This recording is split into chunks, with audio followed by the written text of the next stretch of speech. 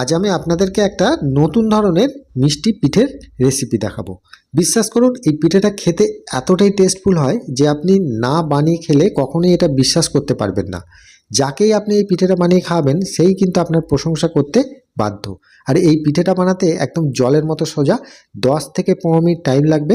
আর বাড়িতে কয়েকটা যে উপকরণ আপনাদের সকলেরই থাকে সেগুলো দিয়েই বানাতে পারবেন, এমন কিছু দামি উপকরণও লাগবে না। কম খরচে অল্প সময় অল্প উপকরণে কিভাবে এই পিঠেটা আমি বানাচ্ছি সেটাই দেখতে থাকুন। তাহলে সবার প্রথমে আমি এখানে দেখুন 1 কাপ মেজারিং কাপে মেপে বাজারের যে শুকনো চালের গুঁড়োগুলো পাওয়া যায় সেই চালের গুঁড়ো 1 কাপ নিয়েছি, মানে 125 গ্রামের মতো। আপনারা চাইলে চালকে ভিজিয়ে রেখে বেটে বা গুঁড়িয়ে করতে পারেন, কিন্তু অত ঝামেলা করার কোনো প্রয়োজন নেই। এটা শুকনো চালের গুঁড়ো দিয়েই ভালোভাবে তৈরি হবে। আর এখানে দিয়ে দিলাম 1 কাপের মতো ময়দা। আর এখানে 1 চামচের মতো কর্নফ্লাওয়ার বা অ্যারারুট। কর্নফ্লাওয়ারটা দিলে কি হয়, যে মিষ্টির যে টেক্সচারটা সেটা খুব ভালো আসে, কোয়ালিটিটা বা চকচকে ভাবটা। আর এখানে দিয়ে দিলাম অল্প করে একটু লবণ। আর এখানে খাবার সোডা দিচ্ছি দেখুন 1/4 টিস্পুন। এবারে দেখুন, আপনি যদি আপনার বাড়িতে যদি লোক সংখ্যা কম থাকে সেক্ষেত্রে আপনি কম করে করবেন, সেক্ষেত্রে খাবার সোডাটা মেপে দেবেন হিসেব করে কম করে।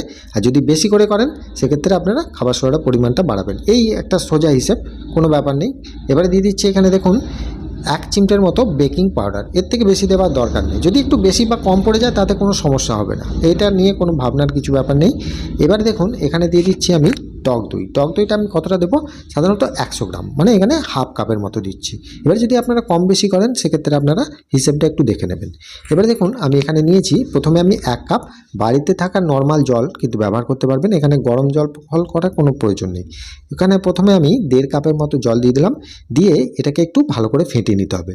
এই ফেটানোটাই কিন্তু একটু করতে হবে, টাইম লাগবে, বেশিক্ষণ নয়, 5 থেকে 10 মিনিট একটু ভালো করে ফেটিয়ে নেবেন। কি হয়, ভালো করে ফেটিয়ে নিলে এর মধ্যে সমস্ত উপকরণগুলো খুব ভালোভাবে মিশে যায়। আর ফেটিয়ে নিলে কি হয়, এটা ভাজার সময় খুব সুন্দরভাবে একটা টেক্সচার আসে।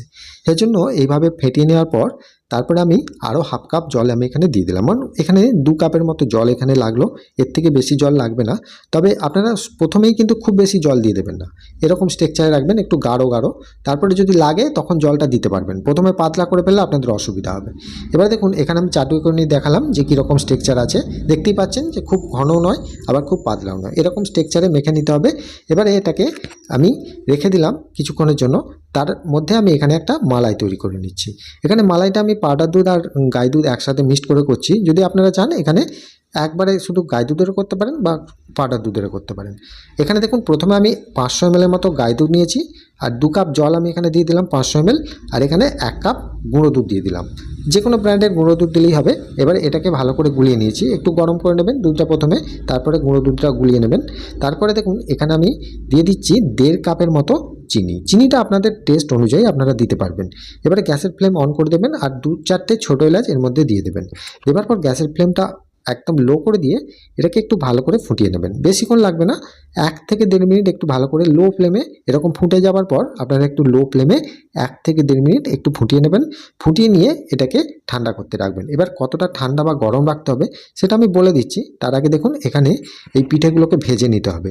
তাহলে এগুলো ভেজে নেওয়ার জন্য আমি এখানে সাদা তেল বসিয়ে দিয়েছি, তেলটাকে গরম করে নিয়েছি। আপনারা দেখতেই পাচ্ছেন যে 1-2 ফোঁটা ফেলে দেওয়ার পরেই সঙ্গে সঙ্গে তেল থেকে ভেজে উঠছে। তার মানে এখানে তেলের টেম্পারেচারটা এখানে সবসময় গরম থাকবে আর গ্যাসের টেম্পারেচারটা বাড়ানো থাকবে। আর যতবারই এখানে ভাজবেন এখান থেকে যখন বেটারটা নেবেন একবার গুলিয়ে নেবেন, কারণ এখানে চালের গুঁড়ো দেওয়া আছে, তলায় বসে যেতে পারে, এই জন্য গুলিয়ে নিয়ে তারপরে কিন্তু চাটুই করে তুলে ভাজবেন। এবার যখন ভাজবেন এরকম একটা বাড়িতে যে ছান্তাগুলো থাকে সকলেরই, সেই ছান্তা দিয়েই ভাজতে পারবেন।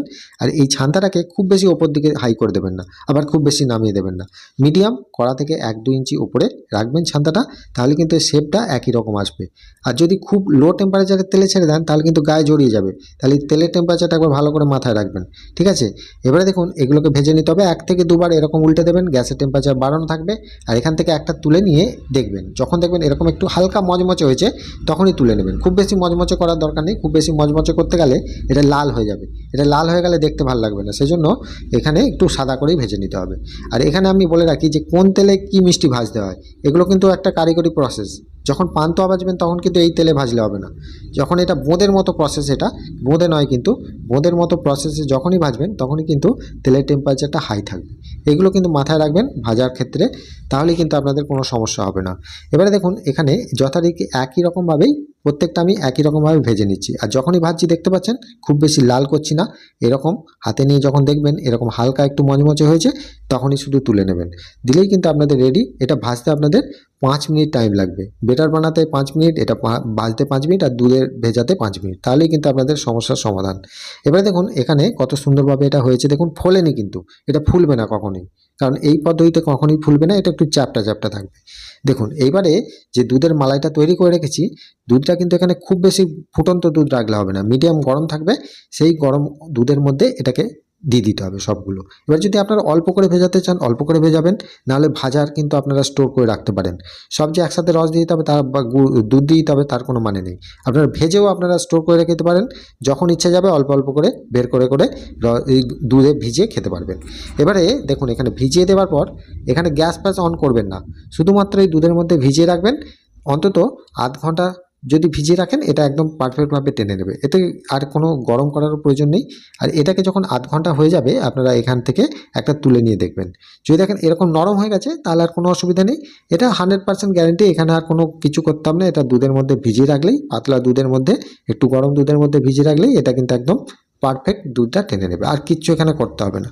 এবার দেখুন আমার 1 ঘন্টা এখানে আমি ভিজিয়ে রেখেছিলাম, 1 ঘন্টা পর আমি এটাকে তুলে দেখছি যে ঢাকা দিয়ে রেখেছিলাম, তারপরে 1 ঘন্টা পর এখানে দেখুন অনেকটা, এখন শীতকাল তাড়াতাড়ি ঠান্ডা হয়ে যায়, ঠান্ডা হয়ে যাওয়ার পর আমি এখান থেকে তুলে দেখছি, দেখুন কত সুন্দর নরম সফট হয়েছে। আপনি নিশ্চয়ই দেখে বুঝতে পারছেন যে মুখে দিলে তাহলে কি হবে, একদম মুখে দিলেই মিলিয়ে যাবে। এবারে এগুলো যখন একদম দুধটা টেনে নেবে তখন এগুলোকে ছেঁকে একটা জায়গার মধ্যে তুলে নেবেন, দিয়ে আপনারা খেতে পারেন। তো এখানে যদি মনে হয় যে একটু শক্ত লাগছে সেক্ষেত্রে একটু হালকা গরম করে নিতে পারেন, তাহলেই হবে, তবে আশা করি এটা করতে হবে না, এভাবেই কিন্তু তৈরি হয়ে যাবে। তো এখানে আমি এই পিঠেটা যে তৈরি করেছিলাম বাড়িতে করে আমিও কিন্তু খেয়ে দেখেছি, এতটাই টেস্টফুল হয়েছে সত্যি, আপনাদেরকে ওই জন্য আমি আরও বিশেষ করে বলছি যে একবার হলেও বাড়িতে ট্রাই করে দেখতে পারেন, এতটাই টেস্টফুল হবে, বা অন্যান্য যে পিঠে খেয়েছেন তার থেকে কিন্তু অসাধারণ একটা আলাদা টেস্ট। তো বন্ধুরা দেখলেন তো কত সহজে আর কত কম খরচে এই পিঠের রেসিপিটা বাড়িতে বানানো যায়।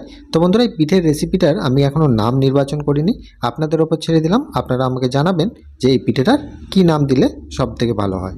তো বন্ধুরা আজকের রেসিপিটা যদি ভালো লাগে প্রত্যেকবারের মতো আমাকে কমেন্টে জানাতে অবশ্যই ভুলবেন না। ভালো থাকবেন, সুস্থ থাকবেন, নমস্কার।